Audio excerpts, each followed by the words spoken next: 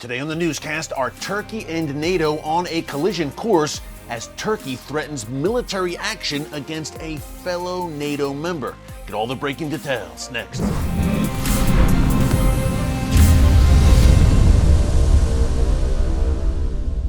Hey folks, Erick Stakelbeck here. Welcome to the Watchman Newscast. Could Turkey be on its way out of NATO? Is it possible for a NATO member to be expelled or suspended?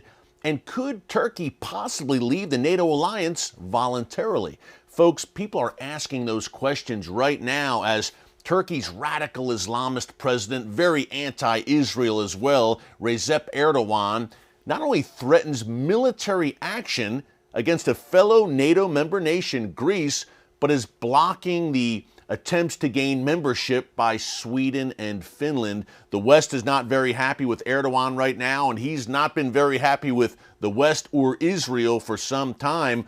Are the two sides on a collision course? And remember, again, Turkey is a NATO member nation. It has been since 1952. If there is a breakup, what does that look like? What are the ramifications for NATO, the Middle East, and the world? We're going to break it down for you in a minute, but up first, Israel and the world will observe International Holocaust Remembrance Day tomorrow, January 27th. Now, over 160,000 Holocaust survivors live in Israel today, but 1 in 3 of them live below the poverty line. And instead of living their last years in dignity, they struggle with hunger and loneliness on a daily basis. Thankfully, our good friends at Meir Panim are stepping up to help. They've set up a Holocaust Survivor Day Center in Israel. It's a place where each Holocaust survivor receives daily meals and the opportunity to socialize with friends and enjoy life. Hey, they've certainly earned it after all they have been through. For many of these survivors, the Dimona Holocaust Survivor Day Center has become like a second home. You see the URL there on your screen in honor of International Holocaust Remembrance Day. Again, that's tomorrow, January 27th. Please visit meirpanim.erickstakelbeck.com to donate to Meir Panim and help bless these Israeli Holocaust survivors. Folks, they need our support now more than ever, and I can't think of a better way to fulfill the biblical mandate found in Genesis 12:3 to bless Israel than by blessing Holocaust survivors. It's a great cause. I strongly encourage you to check it out. Okay, let's break it down. What's going on with Turkey right now? Recep Tayyip Erdogan. Really, folks, and we talked about this on yesterday's Watchman Newscast live stream, he is someone who's cut from the Muslim Brotherhood cloth. By the way, if you missed that live stream, we went for a full hour live. I took your questions during our Q&A session. You can just check it out right here on our channel. Go to the homepage. Under Watchman Newscast, you will find it there. Hey, while you're there, be sure to subscribe and click the notification bell so you get alerts every time a new video is posted here on this channel. And hey, we are posting a lot. You don't want to miss any of our videos. But Erdogan is essentially his Justice and Development Party, which has ruled over Turkey since 2003, 20 years in office now for Erdogan. It's essentially, again, the Turkish branch of the Muslim Brotherhood, and he follows the Muslim Brotherhood formula. He is a radical Islamist, no doubt, but he wears a suit and a tie, and he will rub shoulders with Western leaders. That's the Brotherhood's MO, folks, to ingratiate themselves into Western society in order to subvert it and turn it over from within. That's what the Brotherhood seeks to do. Erdogan, again, leads a NATO member nation, and he's been nothing but a headache for NATO since he came into office 20 years ago. Here's the latest in the situation. And remember why Turkey is so crucial. It is a bridge, quite literally, geographically, between Europe and Asia. But here is the latest. You know about Erdogan's attempts to block Sweden and Finland from joining NATO. We have reported that previously on the newscast. Long story short, back in June, Sweden and Finland said, hey, wait a minute, we're not feeling too good about our neighbor Russia invading Ukraine at our doorstep. Finland and Sweden were not NATO members, famously neutral, these two countries. They said, this does not give us a good feeling. Frankly, it's making us quite nervous. Perhaps we should join NATO. So they approached NATO, and NATO was ready to welcome them with open arms. But every NATO member, out of the 30 NATO member nations, every member has to approve membership for a new nation. And Erdogan in Turkey said, not so fast. I don't want Sweden and Finland to join. He accused both nations of harboring anti-Turkey terrorists, Kurdish terrorists, on their soil. And he said, if we're even going to have this discussion, you need to do something about that. So Sweden, Finland, and Turkey have been in talks for the past several months. Now Turkey says those talks are out the window because last weekend in Stockholm, Sweden, there was a large anti-Turkey rally. A number of Kurdish demonstrators were there. There was anti-Erdogan rhetoric. Apparently someone burnt a Quran at this rally, and Turkey was infuriated by all of that. And Erdogan came out and said, now, no way will I agree to Swedish membership in NATO. So we will see what happens there. Is he looking to play hardball and gain concessions from the West, gain concessions from NATO? That was his game from the beginning. Also, he would love to please Vladimir Putin and Russia. Although Turkey and Russia have had their differences, at the end of the day, they have much more in common than they do differences right now as Russia builds an anti-Western alliance.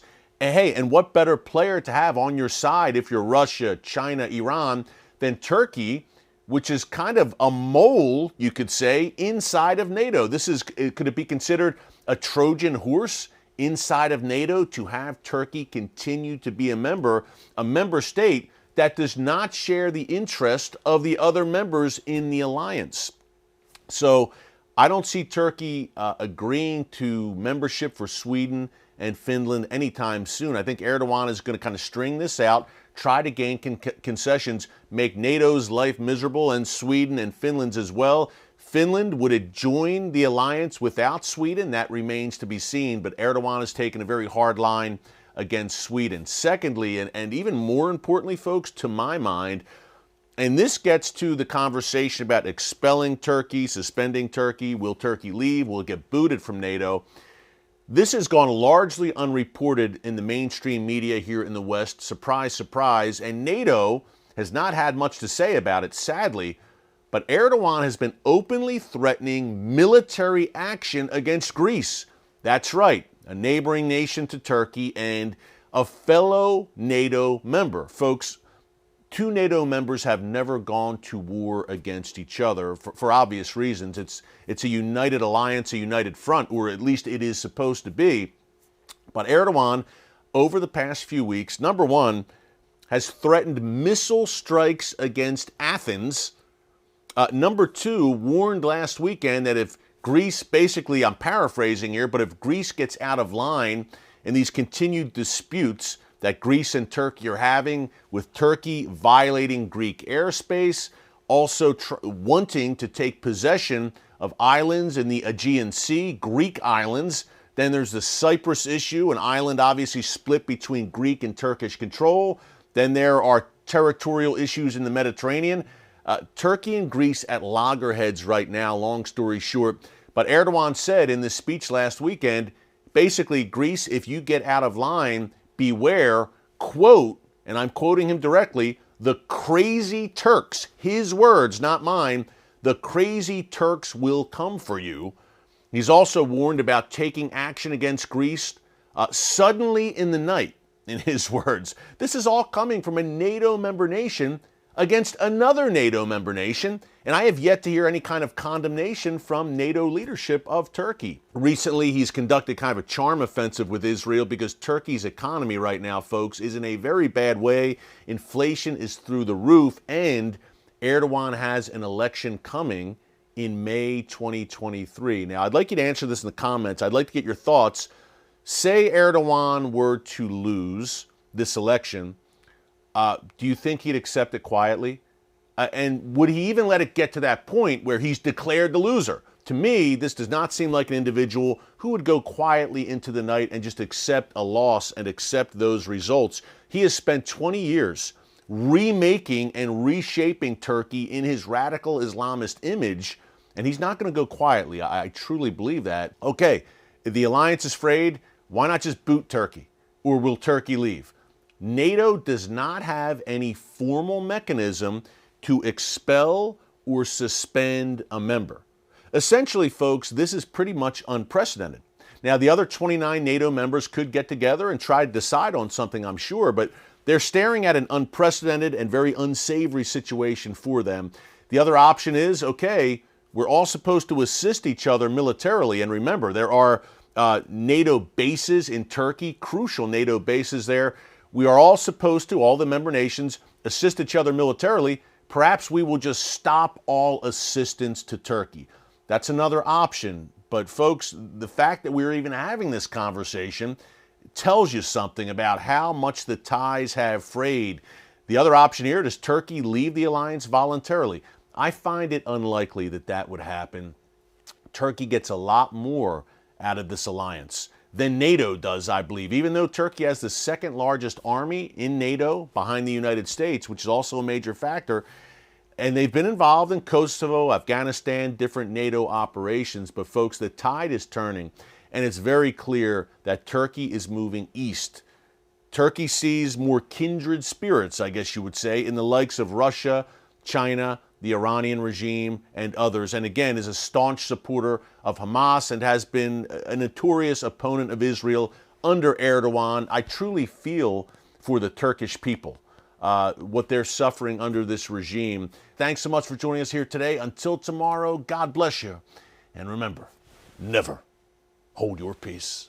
Hey everyone, thanks for checking out the Watchman Newscast. If you enjoyed this episode and want to see more, make sure you go ahead and hit the like button, click subscribe, and tap the bell icon to turn on notifications for new Watchman Newscast episodes every weekday.